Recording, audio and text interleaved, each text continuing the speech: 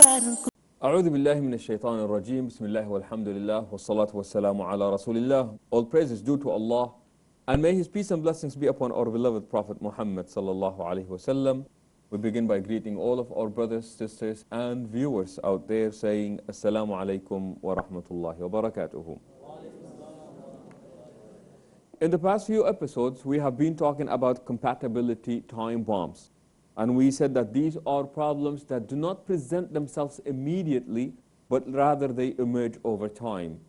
And initially, there is really not a big deal, a sense of a big deal that is felt. However, through the passage of time, depending on what kind of a compatibility time bomb we're talking about, then that is when problems may emerge. We spoke about religious backgrounds, and now we are going to speak about another time bomb. But remember also, let me just say something about the religious background that we spoke about last time. We said that Islam does allow for Muslim men to marry people from the people of the book, which is fine. And by the way, a good number of people have accepted Islam, a good number of women, that is, have accepted Islam, due to this idea of Islam allowing men to marry people from the people of the book. And that is part of the tolerance of Islam, by which people are said, we recognize that you have received previous books from, and in anticipation and in hope that these people would be admitted back to the field or to the fold of Islam, we allow, or we Muslim men are allowed to marry from the women of the people of the book. And like I said, in the States, so many women came back to Islam as a result of this idea of marriage. Today we have a different one, and that is different social, ethnic, or educational background. As much as Islam says that, celebrate our diversity, Ya ayyuhan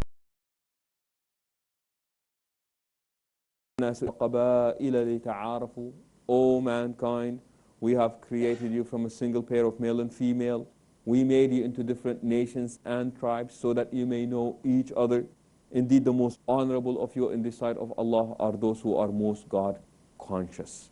Islam does call people to celebrate their diversity. And that is one of the beauties of Islam. You know, all you have to do is just go into a masjid where you cannot tell which cultural background do people come from, what caste do they belong to, what socio-economic status do they have. Simply, when we go to the masjid, everybody stands there and we are all equal in the sight of God. There was a Hindu man that once came to the masjid, and he was observing Muslims as they were doing prayers. And their prayers were the Dhuhr or the Asr prayers. And he could not hear anything of what was said but the statement of Allahu Akbar, Allahu Akbar, Allahu Akbar. So that stuck in his mind, and he said, you know, I really don't understand what was being said because it was a silent prayer. But I heard this statement being repeated all the time, Allahu Akbar, Allahu Akbar, Allahu Akbar. What does it mean? So somebody said, it means that God is greater. And he said, wow. He said, this is the best democracy that I have seen in life, where people come together and they all equally declare that only God is great. Muslim said that we all come in and equally every single one of us declares that no one is greater than Allah subhanahu wa ta'ala. Not me, not the person on my right, not the person on my left. So there is this general call for people to celebrate their diversity. In fact, what is beautiful about the verse that we just recited from Surah Al-Hujurat is the reason or the circumstances during which it was revealed. It said that after the conquest of Mecca, the Prophet ﷺ, it was Salah time, and the Prophet ﷺ asked Bilal to call the Azan. So Bilal got on top of the Kaaba, and he is calling the Azan, and some of the elites of Quraysh, or what remained of Quraysh, the people of Mecca, they were so upset that a former slave now is on top of the Kaaba calling the Azan. So they made a statement saying, أَمَا وَجَدَ مُحَمَّدْ غَيْرَ هَذَا الْغُرَابِ لِيُؤَذِّنْ فِينَا. He said, did Muhammad not find a better person than this black raven to call the Azan? And that is how immediately Allah subhanahu wa ta'ala, these were the circumstances during which the verses were revealed. And people do marry from others who differ from them or educational background. And there is nothing wrong with this. However, we said that it might be a potential time bomb where the problems do not emerge immediately, but rather they present themselves over time. What happens is that too many differences create tension. Now, there is a difference between too many personality differences, they create tension. But to add to it, personalities clashing and creating tension, and on top of this, because we come from a different background, ethnic and social and educational background, that can create so many tensions. And too many tensions, they are an invitation to trouble. And what happens initially is that we try to accept how others are simply because we want to create harmony and we want to create, a feeling of peace at home. Initially, some of these things, they may be fun. For example, you marry an Indian girl and she cooks food for you and she thinks it's mild and you think it's wild because you go crazy because of the food that you just ate. Now, a difference like this is really and may not be a big deal because people will eventually learn to food that is not so very spicy, but it is a difference, but it adds to the diversity. It's part of the celebration of the diversity. So what happens when people come from different ethnic or social or educational background? We may not have enough in common. Part of what makes marriage beautiful is that to share with the person, the more you have in common, the more you have to share. For example, people who have studied in the same field, there is so much for them to share together. People who are involved in the same type of business or people who have the same type of cause, they have something in common to share. The more we have to share, what happens is that it creates more ground for good communication. You know what I'm talking about, she knows what I am talking about, and that creates so much ground for good communication. However, what happens when we don't have anything in common? I remember once a brother came to me and he said, I love politics. That is what I want to talk about all the time. I want to talk about what's going on in the Middle East. I want to talk about what's happening in Latin America. I want to know what's going on in West Africa. I want to know what's happening in this place and that place and how is this affecting the world. They said, I talk about it with my friends. I come home, my wife hates politics. My wife cannot stand politics. She doesn't want hours before we go to bed, sitting with my wife doesn't want to talk about politics. Well, what does your wife like to talk about? My wife likes to talk about fashion. She loves to speak about food. She loves to make things. She loves to rearrange the house. So I said, when we go there, she wants to talk about things or do things that I really hate, and I really want to talk about politics, but there is nothing in common. So you know what eventually people end up doing? Everybody starts living their own separate lives. Even though they live under the same roof, people start having their own separate lives. They're together, but in reality, they really are not together. It's either this or sometimes everybody tries to find their own circle of friends that would address the issues of their passion. So the husband starts spending less time at home because he's going to be with people that love to speak about this. Or he's going to have people over who love to speak about things like this. And now the woman is going to be feeling lonely. I got married yet, the man is not here. Or my husband, and that is the end of it, and that is just draining my energy and I don't have time with my husband. So the more we have in common, the more spices that will be added to our relationship. So with that brother, he came in and he said, I just don't know what to do. She does not speak my language and I do not speak her language. She hates politics, I love politics. And by the way, you can exchange politics for anything else. People love history, people love to talk about sports. Some men, all they talk about is video games. Some people only like to talk about movies and movie stars and singers and songs and CDs, and some of it is rubbish, some of it is, So you look into this and you say, but why is this happening? Some of it, or a good part of it, is because people come from a different ethnic, educational, or a socio background.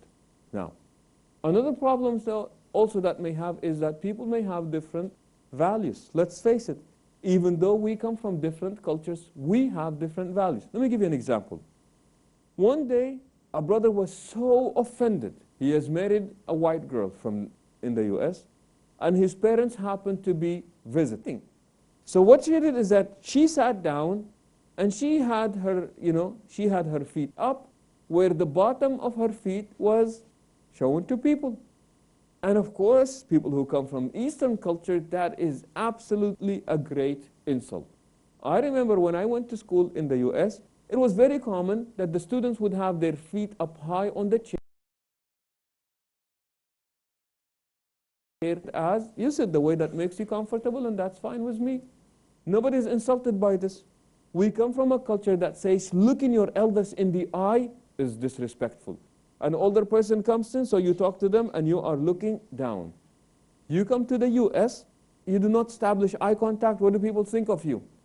You've got something wrong with your self-esteem. You don't feel good about yourself, do you?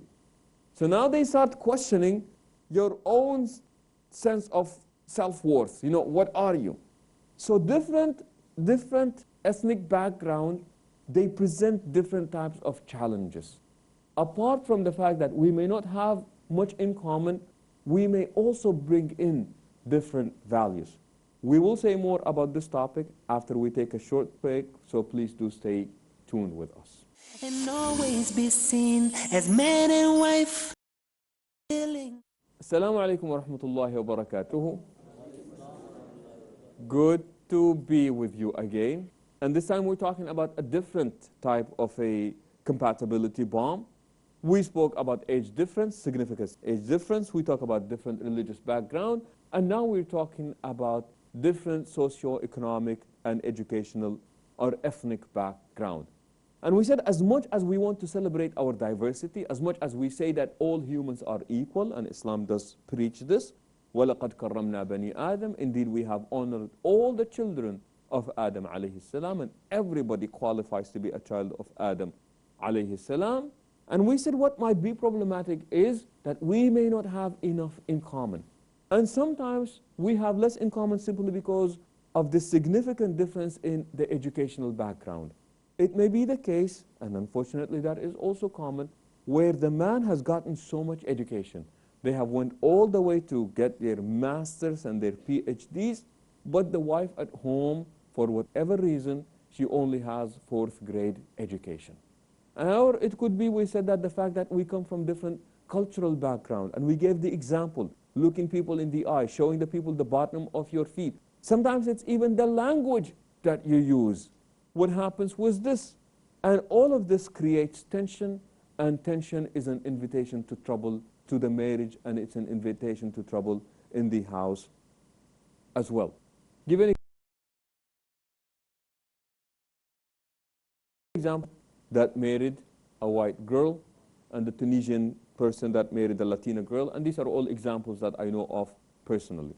For example, people who are from that part of Africa, North Africa, we're talking about Algeria, Tunisia, Morocco, and Tunisia, and somewhat Libya as well, they're known for being very high-tempered, and they're easily provoked. And all the time, when they speak with a lot of passion, no matter what the subject is, they speak with passion. And if you do not know them, you say, why are they fighting? They're really not fighting. They just love to speak with passion. They speak with lots and lots of passion. So this guy is married to this Latina girl, and also part of it was the Arab culture. The Arab culture, for example, parts of it, very difficult to speak about a culture and make general statements about a culture. But the Arab culture is very, it loves to exaggerate. There is a sense of exaggeration in the Arab culture. So this guy, every time they have an argument with his wife, and I remember I was doing their nikah, and I can see the problems. So I said, as you are getting, with your lives on, please do me a favor. I want you to learn more about her cultural background, and I want you to learn more about his cultural background. And they agreed that they were going to do so. So 6 months down the road, they called me and they said, we're having problems. I said, what happens to be the He starts yelling, and he starts telling me to pack everything that I have and go back to my family. He does not need me. He does not need my family. He can do without me, and I can leave right now, and he will not miss me. He goes downstairs, and he relaxes for a while, and he comes back up, and he says, can you make us some tea? And now he wants to drink tea with me as if nothing has happened. And she said, I'll be crying and I will be hurt because of all the things that he has said to me. But the guy goes downstairs, and to use her words, he smokes a cigarette, and he comes back, and everything is fine right now. And I just cannot deal with this. And he does it every time.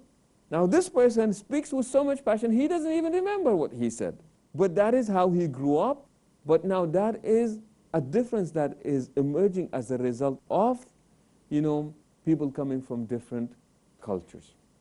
And sometimes when people come from different ethnic or cultural background, there might even be a language barrier. Literally speaking, there might be a language barrier where people do not speak, the language that they speak is not their mother tongue. English may not be the mother tongue, or Arabic may not be their mother tongue. So what happens is that people are not able to fully express themselves as much as they want to.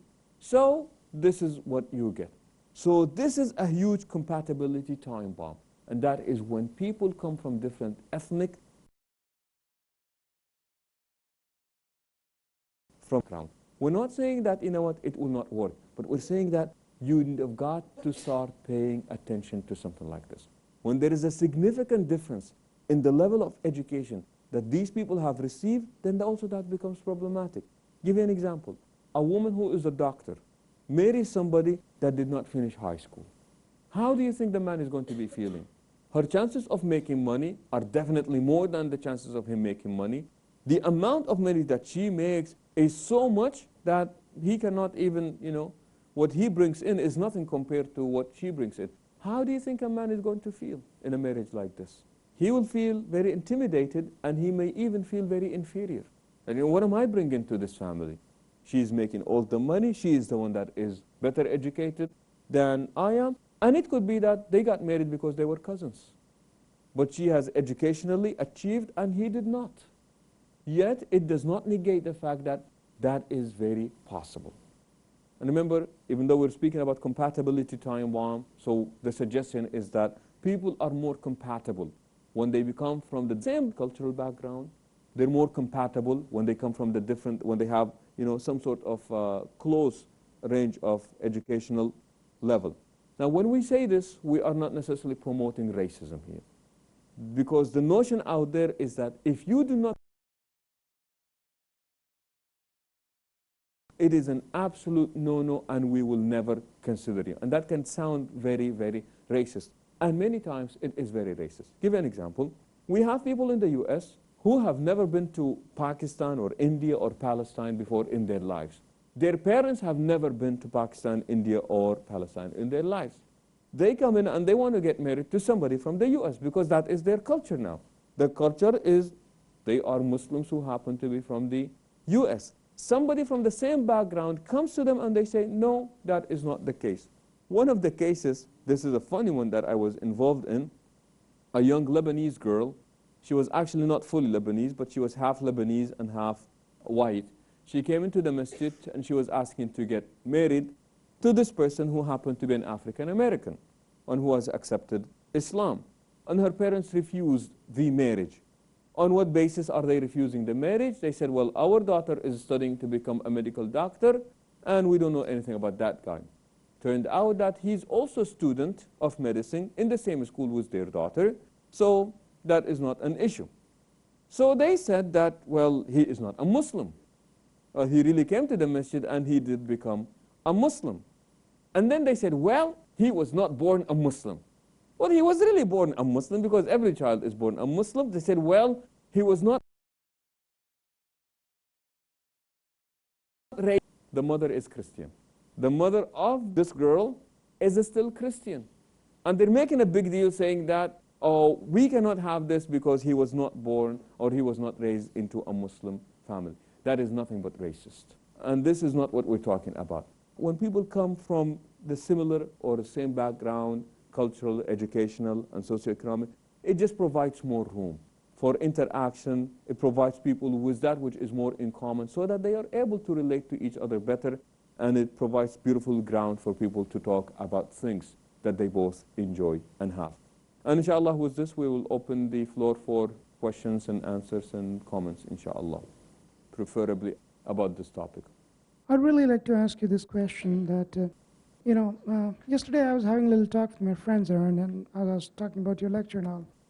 And they said that women are inferior to men because they said that Allah has said, it takes two women to, testify a thing and only one man. So, qualified as we are, because you may fall, she may just walk out sometimes if she feels like, if she thinks she is financially independent and she can walk out, she can. So what do you have to say about this? Are they saying that as a husband, your job is to prevent your wife from walking out? Well, they think that, it's better you get a less educated wife who can stick around with you and who can take care of your children and, who can cook food for you, yeah? Spicy food for you. Well. Okay. Remember, this is the point that we just pointed out a little while ago. And that is some men are intimidated when there is a woman that happens to be more educated than they are, or professionally she has achieved more than they have. So to these men, they're being very honest with themselves from the very beginning, and they're saying, I will not try to get a woman that is equally qualified as I am, because that is a source of threat for them. So they will choose to get somebody who is less educated per hand in the relationship. But also, when people say that, women are inferior to men. Now, if that's what they believe personally, I would just be dismissive of this. Now, to actually say that these are the teachings of Islam, now that's where I have a problem with it. Because clearly in the Quran, Allah subhanahu wa ta'ala does not differentiate between men and women.